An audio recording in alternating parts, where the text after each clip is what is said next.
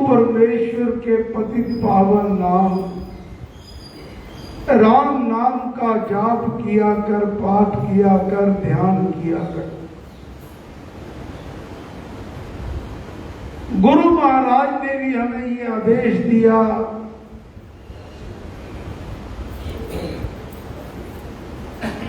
कि राम नाम का जाप नित और निरंतर करते रहना चाहिए। उठते बैठते चलते फिरते सोते जगते खाते पीते कोई अपना काम करो, हाथ से काम करो, मन से राम राम राम राम का जाप करते जाओ। लेकिन एक आम साधक के मन में ये सवाल पैदा होता है, हम सबकी यही स्थिति है, जब हम राम राम का जाप करने बैठते हैं तो मन विचलित हो जाता है, तरह तरह के विचार आते हैं। पिछले 2 रविवार से यही प्रसंग चल रहा है। गुरु महाराज मार्गदर्शन कर रहे हैं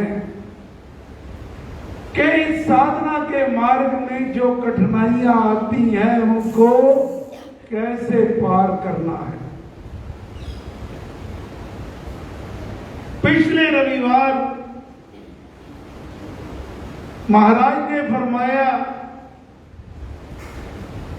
मोह का संस्कार, मोह चाहे धन का मोह हो, तन का मोह हो, संबंधियों का मोह हो, ये साधक के पांवों को जकड़ लेता है। आज महाराज समझा रहे हैं इस प्रसंग को आगे बढ़ाते हुए, मोह के साथ माया भी हमारे ऊपर अटैक करती है।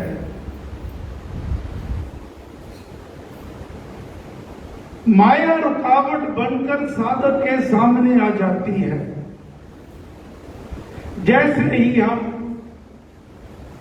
साधना में बैठते हैं तो माया हमारे सामने आ जाती है, पर माया के छुपे हुए संस्कार उदासीनता व मोह पैदा करते हैं।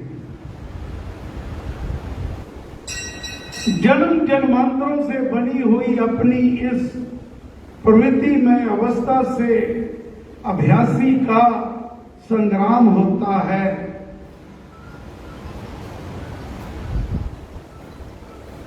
मन ही मन एक युद्ध चल रहा होता है।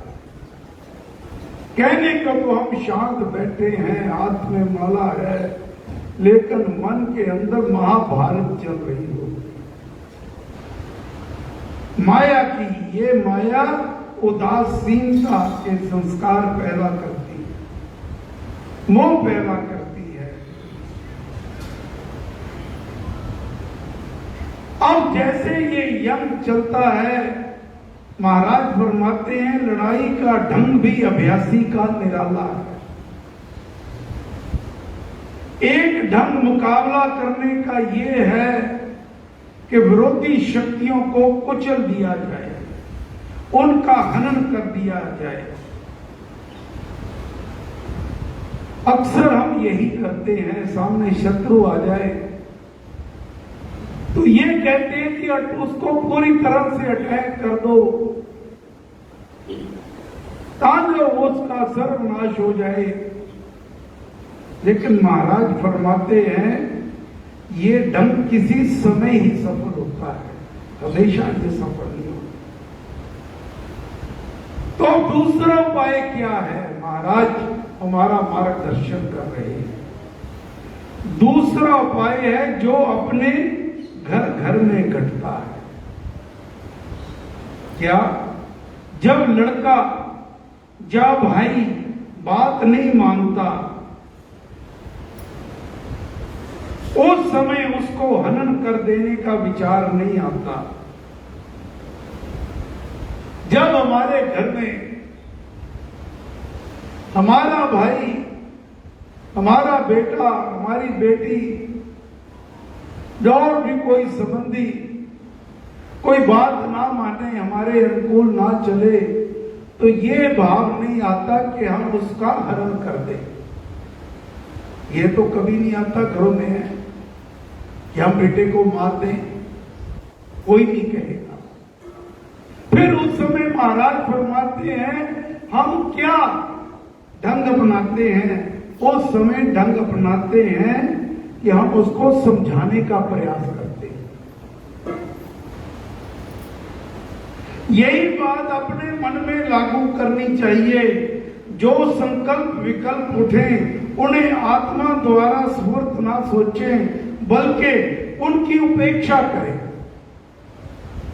महाराज कहा करते, ए प्यारे तू मन का ठेका लेना बंद कर दे, जो विचार आते हैं उनको आने दे, उसकी परवाह ही ना करो। स्वामी राम सुखदास जी महाराज कहा करते कि उसको ऐसे समझो जैसे घर के बाहर कुत्ता आ गया, अगर आपने उसको रोज को डालने लगे तो रोज आएगा, अगर उसको आप इग्नोर कर दोगे, उसकी अपेक्षा कर दोगे, तो वो ऐसा ऐसा आना बंद कर देगा।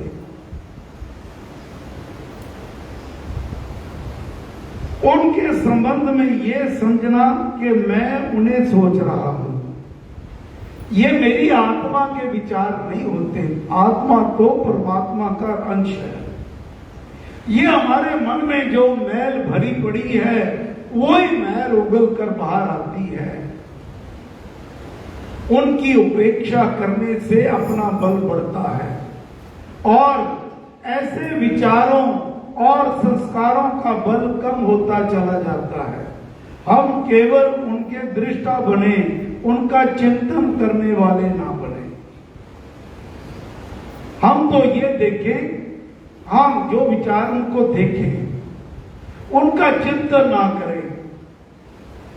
अब महाराज फरमाते हैं आगे ध्यान की अवस्था, ध्यान में बैठे हुए बाहर की आवाज सुनाई देना ध्यान की त्रुटि नहीं है।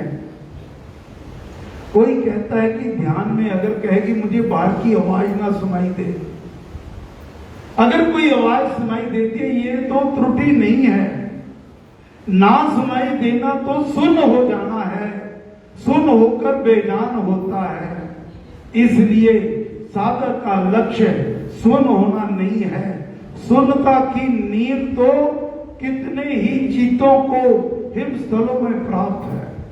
चीते कितने कितने वर्ष सोए रहते हैं। इसका भगवत भक्ति में कोई महत्व नहीं है। हाँ, लय दूसरी चीज है। देश और काल का ज्ञान न रहना, ये लय अवस्था है, ये अध्यात्मिक चीज है। जब राम राम राम जाप करते हुए मन उसी लौ को पकड़ ले, तो इसे समाधि की सभी कहते हैं सुरती जब लग जाए, तो ये बड़ी उत्तम अवस्था है। जब कपड़ा धोते हैं तो पहले उसकी मैल बाहर उबल पड़ती है। आप कपड़ा धो के देखो तो मैल बाहर आती है। ऐसे ही कभी कभी पुराने संस्कार अभ्यास के समय उभरा करते हैं। अभ्यासी को इससे घबराना नहीं चाहिए। ये बुरे विचार निकल जाने के लिए, मिट जाने के लिए ही आते हैं। इन्हें रास्ता देना चाहिए, उनका पल्ला नहीं पकड़ना चाहिए। पल्ला पकड़ने से वे पुनर्जीवित हो जाते हैं और मुकाबला करने लग जाते हैं। जब हम उन विचारों को पकड़ लेंगे तो वे आहिस्ता आहिस्ता हमारे ऊपर हावी हो जाते हैं। हमने उनको अपने ऊपर हावी नहीं होने देना। महाराज कहा करते, जो साधक होता है वह सूरमा होता है। सूर सूरमे के आगे कोई नहीं टिक सकता। सबसे बड़ा सूरमा वो है जिसने अपने मन को साध लिया, कंट्रोल कर रखा, अपनी लगाम परमेश्वर के हाथ में दे दी। जब ये स्थिति हो जाएगी तो हमारा ध्यान धीरे धीरे लगने लग जाएगा और ये हमें लय की अवस्था, समाधि की अवस्था और हमारी सुरती प्रभु श्री राम के साथ बड़ी सहजता से जुड़ जाएगी। हे गुरु महाराज, हे परम पुरुष श्री राम, आपको बार बार नतशिर प्रणाम, आपके श्री चरणों में प्रार्थना जाचना। हम सब आपकी चरण शरण में हैं। हम पर ऐसी कृपा करो, मेहर करो, दया करो कि हम इस साधना के मार्ग में बड़ी दृढ़ता से आगे बढ़ते रहें। परमेश्वर ऐसी अवस्था सबको प्राप्त कराए। जय श्री राम।